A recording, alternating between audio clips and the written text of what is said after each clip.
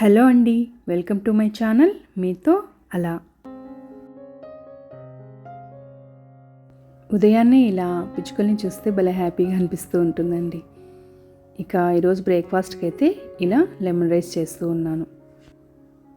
ఈరోజు సడన్గా మేము కాళహస్తికి వెళ్ళాలి అని అనుకున్నామండి. ఇది ఎలాగో కార్తీక మాసం కనుక అలా శివయ్య దర్శనం చేసుకుందాం అనిపించింది. ఇక అక్కడ దీపారాధన చేసుకోవడానికి ఇలా నెయ్యి ఒత్తులన్నింటినీ ఒక బాక్స్లో అయితే పెట్టేసి పెట్టుకున్నాను. ఎందుకంటే మనకు ఎక్కడ టెంపుల్ కనిపించినా ఇవి చక్కగా పెట్టి మనం దీపారాధన చేసుకోవచ్చు.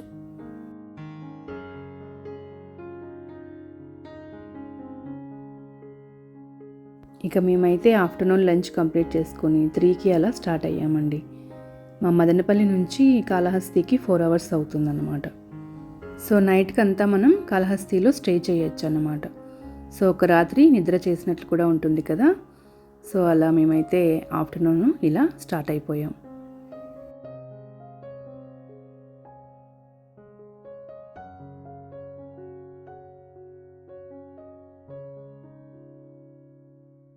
ఈరోజు క్లైమేట్ అయితే చాలా చల్లగా ఉందండి. ఇది ఆల్మోస్ట్ ఈవినింగ్ అవుతుంది కదా, మొత్తం క్లైమేట్ మొత్తం చల్లగా అయిపోయిందన్నమాట. సో రోడ్లని అలా చూసుకుంటూ మా ప్రయాణం అయితే మొదలు పెట్టేశాం. మా మదనపల్లి చుట్టుపక్కల ప్రాంతాలు చాలా అందంగా ఉంటాయండి. ఎక్కువగా పొలాలు ఉంటాయి, ఇలా కొండలు ఉంటాయి అన్నమాట. సో అవంతా ఎక్కువ గ్రీనరీగా చాలా బాగుంటుంది చూడ్డానికి. ఈ జర్నీ అయితే అస్సలు బోర్ కొట్టదండి, చాలా బాగుంటుంది.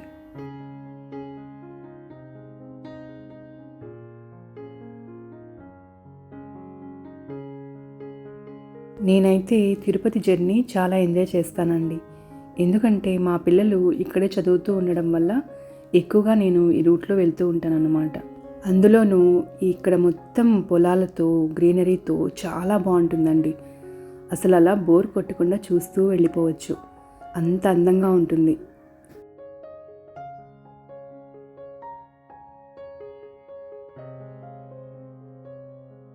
ఇలా వెళ్తూ ఉంటే ఇక్కడ ఒక అందమైన ప్లేస్ అయితే కనిపించిందండి.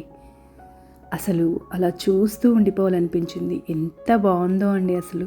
నేనైతే కార్ని స్టాప్ చేసేసి దిగేశానన్నమాట. అలా ప్రకృతిని చూస్తూ ఉంటే ఎంత బాగుంటుందో అండి. అసలే ఈరోజు ఇంకా చల్లగా ఉంది కదా, ఈ క్లైమేట్కి అలా నిల్చొని చూస్తుంటే ఎంత బాగుందో. ఇలాంటి చిన్న చిన్న హ్యాపీనెస్ చాలా బాగుంటాయండి.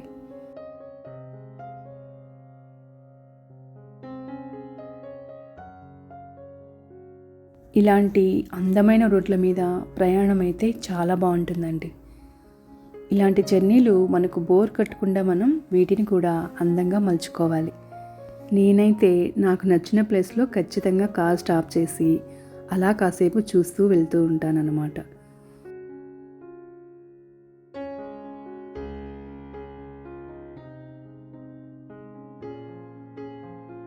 నేచర్ని ఆనందించాలంటే ఇప్పుడు సీజన్ చాలా బాగుంటుందండి. ఈ నవంబరు, డిసెంబరు, జనవరి ఈ 3 months తిరుమల కానీ తిరుపతి కానీ చాలా అందంగా ఉంటాయన్నమాట. ఎందుకంటే ఇప్పుడు మంచిగా వర్షాలు పడుతూ ఉంటాయండి. అక్కడి ప్లేసెస్ అయితే చాలా బాగుంటాయి. ఇలా తిరుపతికి వెళ్ళే దారిలో బాక్రాపేట అని ఒక అడవి వస్తుందండి. ఇది చాలా పెద్ద అడవి అన్నమాట. ఇదైతే ఎంత బాగుంటుందో అండి. అసలు నాకు ఇది అడవిని ఎన్నిసార్లు చూసినా బోర్ కొట్టదు. ఈ రూట్ కూడా చాలా బాగుంటుందండి. అసలు ఈ వర్షాలకైతే మొత్తం రోడ్డు మొత్తం గ్రీనరీతో ఎంత బాగుందో అండి అసలు.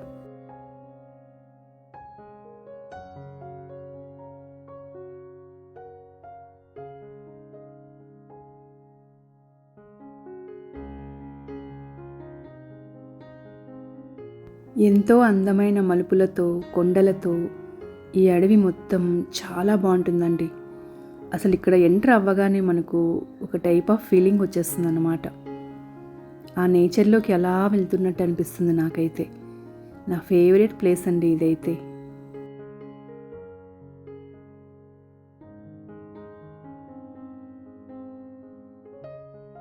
అలా నేను చూస్తూ ఉండగానే తిరుపతిలోకి ఎంటర్ అయిపోయామండి.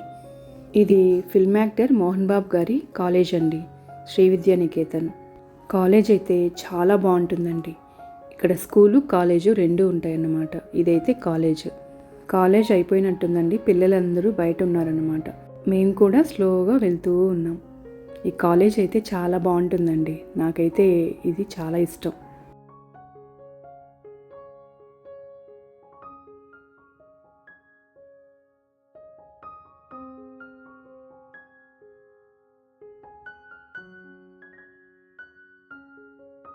ఇలా మనం వెళ్తూ ఉంటేనే మనకు చాలా ప్లేసెస్ అయితే కనిపిస్తూ ఉంటాయండి.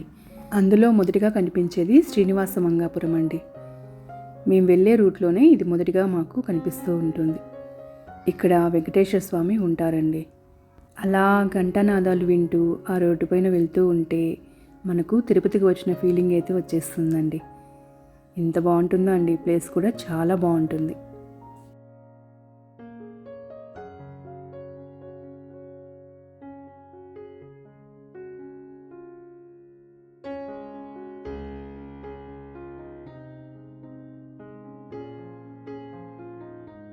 అలా శ్రీనివాస మంగాపురం దాటగానే మనకు చాలా పొలాలు అయితే కనిపిస్తూ ఉంటాయండి.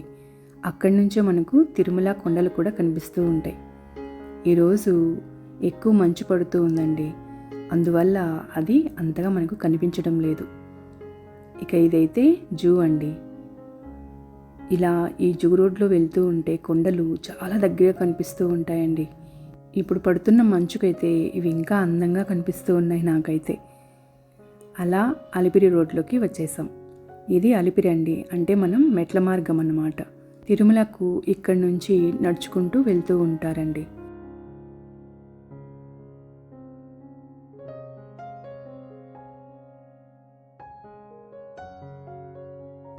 ఇలా ఈ కొండల్ని చూస్తూ ఉంటే ఎంత హ్యాపీగా అనిపిస్తుందో కదండి.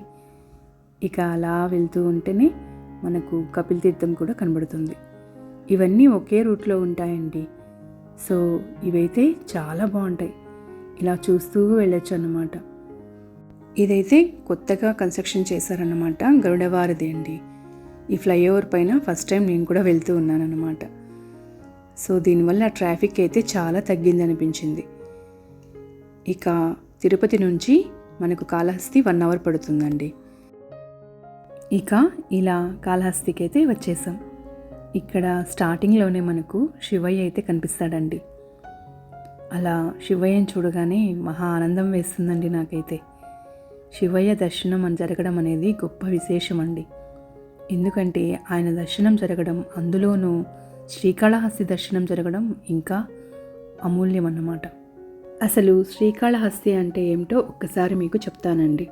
శ్రీ అంటే సాలీడు, కాళము అంటే సర్పము, హస్తి అంటే ఏనుగు. ఈ 3 మూగుజీవాల చేత పూజలందుకున్న కారణంగా ఈ క్షేత్రాన్ని శ్రీకాళహస్తి అని అంటారు. సాలెపురుగు, పాము, ఏనుగుల ఆత్మలను తనలో విలీనం చేసుకుని స్వామి ఇక్కడ స్వయంభుగా కొలువైనట్లు చెప్తారు. అలానే క్షేత్రాన్ని దక్షిణ కైలాసం అని కూడా అంటారండి. ఇక్కడ అమ్మవారు జ్ఞానప్రసూనాంబగా తూర్పు ముఖంగా ఉంటారు. అలానే స్వామివారు పశ్చిమ ముఖంగా ఉంటారు. గణపతి ఉత్తర దిక్కుగా ఉంటారు. దక్షిణామూర్తి దక్షిణ దిక్కుగా ఉంటారు. ఇలాంటి ఎన్నో అద్భుతాలు శ్రీకాళహస్తిలో చాలా ఉన్నాయండి. సాధారణంగా భక్తుడు ఎప్పుడూ భగవంతుని పాదాల చెంతన ఉంటాడు. కానీ శ్రీకాళహస్తిలో ఇది భిన్నంగా కనిపిస్తుంది. పరమేశ్వరుడికి పరమ భక్తుడైన కన్నప్పకు కొండపైన దేవాలయం ఉంటే, శ్రీకాళహస్తీశ్వరుడికి పాదాల కింద ఆలయం ఉంటుంది. అందుకే పరమేశ్వరుడిని భక్తవల్లభుడు అని పిలుస్తారు. మహాశివరాత్రి రోజు ఇక్కడ జరిగే బ్రహ్మోత్సవాలు తొలి పూజను కొండపై ఉన్న కన్నప్పాలయంలో చేయడం ఇక్కడి విశేషం. ఇక్కడ మనకు కనిపిస్తున్న ఈ నది పేరు స్వర్ణముఖి నది అండి. ఇది ఇక్కడ ప్రవహిస్తూ ఉంటుంది. ఇక్కడి భక్తులు ఇక్కడ స్నానాలు చేసి స్వామివారిని దర్శించుకుంటూ ఉంటారు. శ్రీకాళహస్తి అనగానే మనకు మొదటిగా గుర్తొచ్చేది రాహుకేతు శాంతి పూజలు. శ్రీకాళహస్తీశ్వరుడికి ఉండే నవగ్రహ కవచం ద్వారా రాహుకేతువులతో పాటు గ్రహాలన్నీ పరమేశ్వరుడి ఆధీనంలో ఉంటాయని నమ్ముతారు. ఇక జ్ఞానప్రసూనాంబ అమ్మవారికి కూడా కేతువు వడ్డానంగా ఉంటాడు. అందువల్ల ఈ క్షేత్రంలో రాహుకేతు శాంతి పూజలను ప్రముఖంగా నిర్వహిస్తూ ఉంటారు. ఇక్కడ ఉన్న సుబ్రహ్మణ్య స్వామికి ఒక ప్రత్యేకత ఉందండి. ఇక్కడ స్వామిని వల్లి దేవసేన సమేత చెంగల్వరాయునిగా కొలుస్తారు. ఇక్కడ తప్ప దేశంలో మరెక్కడా సుబ్రహ్మణ్యేశ్వరుడికి ఈ పేరు ఉండదు. అదేవిధంగా ఆలయంలో ఉండే మరో ప్రధాన ఆకర్షణ సహస్రనామ మండపం. శ్రీకాళహస్తి ఆలయంలో ఎక్కడా మనకు ఆకాశం కనిపించదు. కానీ ఈ మండపంలో ప్రత్యేకంగా కేటాయించిన గుర్తుల వద్ద నిలబడి చూస్తే స్వామివారి శిఖరం, అమ్మవారి శిఖరం, భక్త కన్నప్ప ఆలయ శిఖరాలు స్పష్టంగా కనిపిస్తాయి. ఇంకా ఇలాంటి ఎన్నో అద్భుతాలు మనకు కాళహస్తిలో అడుగడుగున కనిపిస్తూనే ఉంటాయండి. ఒక్కసారి ఈ క్షేత్రాన్ని మనం దర్శించినామంటే మళ్ళీ మళ్ళీ మనం దర్శించాలి అని అనిపిస్తూ ఉంటుంది. ఇలా మేమైతే కాళహస్తికి చేరుకున్నామండి. ఇది కార్తీక మాసం కనుక గుడి మొత్తం అలంకరణలతో చాలా బాగా చేశారండి. ఇక మేమైతే ఇక్కడ ఒక రాత్రి నిద్ర చేద్దామని అనుకున్నాము. ఇక డిన్నర్ కంప్లీట్ చేసుకుని ఇలా రూమ్కి అయితే వచ్చేసామండి. ఇక ఉదయాన్నే గుడికి వెళ్ళి దీపారాధన చేసుకుందామని అనుకుంటూ ఉన్నాము. ఈ రూమ్ అయితే మాకు 2000 పడిందండి. పర్వాలేదనిపించింది. ఎందుకంటే నాకు ముఖ్యంగా ఇది గుడికి ఎదురుగా ఉందండి. నాకు ఇది చాలా బాగా నచ్చిందన్నమాట.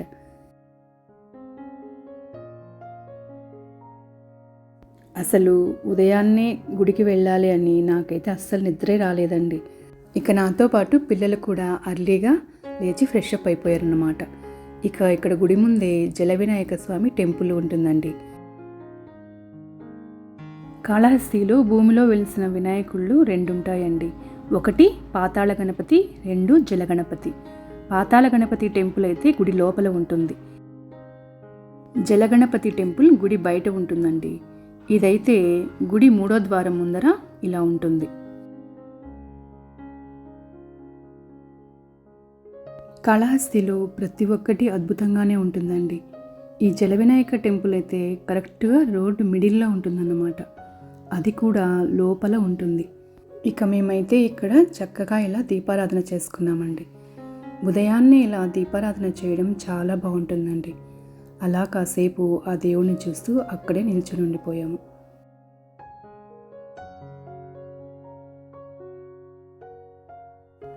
అప్పుడప్పుడే తెల్లవారుతూ ఉందండి. ఇక గుడిలో నుంచి ఘంటానాదం, సుప్రభాతం వినిపిస్తూ ఉన్నాయి. కార్తీక మాసం కదండి. స్వాములందరూ అయ్యప్ప దీక్షలు తీసుకొని ఇక్కడ ఉన్న స్వర్ణముఖి నదిలో స్నానాలు చేసి ఆ శివయ్యను దర్శించుకుంటూ ఉన్నారు. ఇక ఇంతలోనే ఒక పెద్దాయన వచ్చి ఇలా నామాలను మాకు దిద్దారన్నమాట.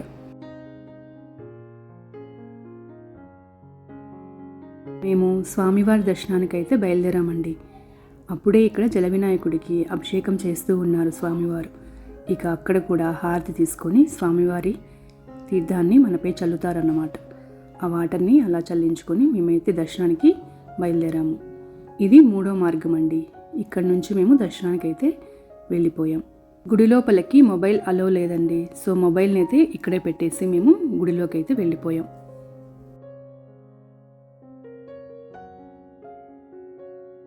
ఇక రాహుకేతు పూజలు చేసుకొని స్వామివారి దర్శనం చేసుకొని ఆ జ్ఞానప్రసూనాంబని అలా చూసి బయటికి రాగానే ఇప్పుడే తెల్లవారుతూ ఉందండి.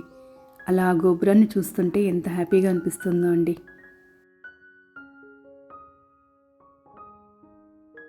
మళ్ళీ ఆ శివయ్య దర్శనం మనకు జరగాలని మనస్ఫూర్తిగా కోరుకుంటూ ఇక మేమైతే ఇంటికి బయలుదేరామండి.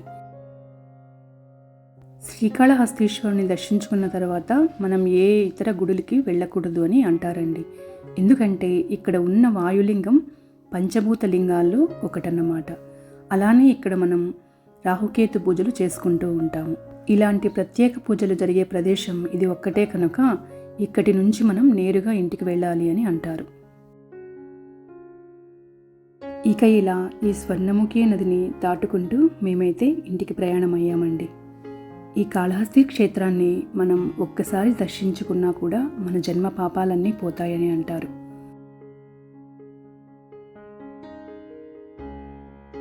పిలిస్తే పలికే దైవమైన ఆ శివయ్యను అలా చూసుకొని మా ప్రయాణం అయితే ఇలా కొనసాగిస్తున్నామండి. ఇదండి ఈరోజు వీడియో. ఈ వీడియో మీకు నచ్చిందని అనుకుంటున్నాను. ఈ వీడియో మీకు నచ్చినట్లయితే లైక్ చేయండి, షేర్ చేయండి, సబ్స్క్రైబ్ చేయండి. ఓం నమః శివాయ.